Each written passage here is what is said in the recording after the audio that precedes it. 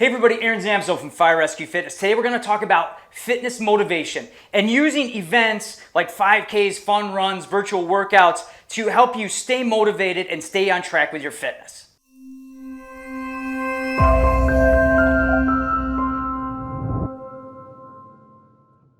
There are a lot of events out there right now, more than ever. I think since COVID hit, some are virtual, some are in person. There's 5K events, there's fun runs, there's walks, there are step climbs and stair climbs, there are workout challenges that are floating all around the internet. And these can be a great way to stay motivated and help you work towards a goal. But there are some things to remember if you're going to register, sign up, and train for these events.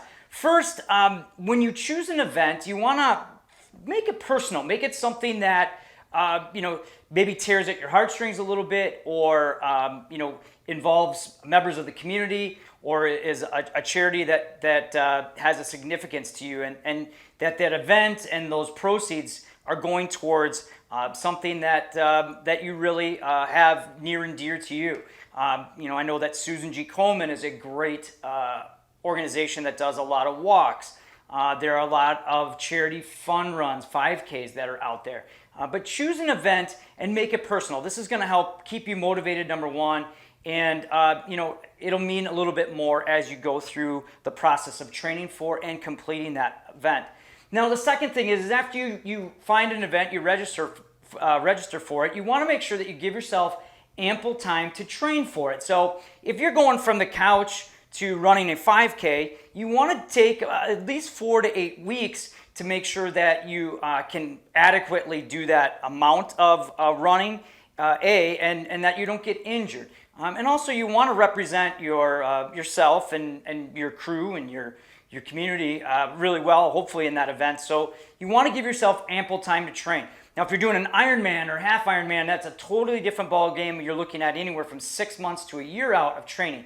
But for a typical 5K or virtual workout that's going around, look at 4 to 6 weeks. Now, once you have that event, you want to take, for instance, and work your way back. So if I am going to do an event on October, say, 31st on Halloween, I want to start training for that event mid-September or beginning of September. So that's where you would start your training and create a plan, again, for 4 to 6 to 8 weeks back from the date of that event. Now, the next thing you want to make sure that you do is with your training, you want to make sure that you have a good program to help you, adequately be able to achieve the goal, the fitness goal within that event, number one. But number two, have the right equipment. So if you're doing a fun run, you want to make sure that you buy really good running shoes, and shoes that are also adequate for the terrain that you'll be participating on. This is a really huge mistake that I think a lot of people make, is they go, hey, I'm going to go do a fun run, and they don't have really good shoes or footwear. And what happens is they start to develop shin splints and overuse injuries, and they wind up possibly injured and losing some time on duty because of that. So make sure that you have the right equipment, whether it be shoes. If you're running outside, make sure that you have highly visible apparel. If you're doing an event in winter, make sure that you have the right amount of coverage. So along with a good program, you want to make sure that you have the right equipment to do your best and to train accordingly for that event. Next thing you want to do is get others involved around you. Get your crew involved, get your family involved, get your neighbors involved.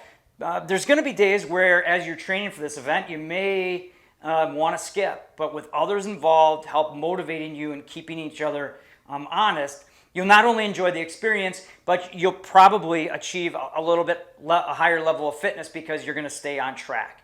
And then lastly, whatever event you do, make sure have fun. If it's for a charity, understand a little bit about that charity and what they do. It makes your journey a little bit more meaningful. When you get others involved with it, have fun with them, train together. Make sure that you plan accordingly and train properly, do it safely, and have fun with it. And here at Fire Rescue Fitness, this is something I take to heart. A couple years ago during COVID, I was asked if FRF would do a 5K, and we kind of did one better. We created Fire Rescue Fitness 5K plus 343, where we took a 5K event and divided it up into half-mile increments, and you do different calisthenics and bodyweight exercises in between them for a total of 343 reps and a 5K run or walk. That's actually going on right now, and if you go to the firerescuefitness.com website, you'll see there's a banner. We'd love to have you join this event. It also includes a training program to help you prepare for the event, but the proceeds help benefit National Fallen Firefighters Foundation and the First Responder Center for Excellence. It's a great event, virtual workout that will not only help you get in better shape for the event and to do the workout, but it'll also transfer to being a better fire rescue athlete, a first responder, EMT, firefighter, or paramedic. So please think about an event like the FRF 5K, whether it is a virtual event like that, or a step climb, or some event local in your community that helps you give back, get fit. You'll feel really good about yourself, and believe it or not, it'll help you get and stay in shape.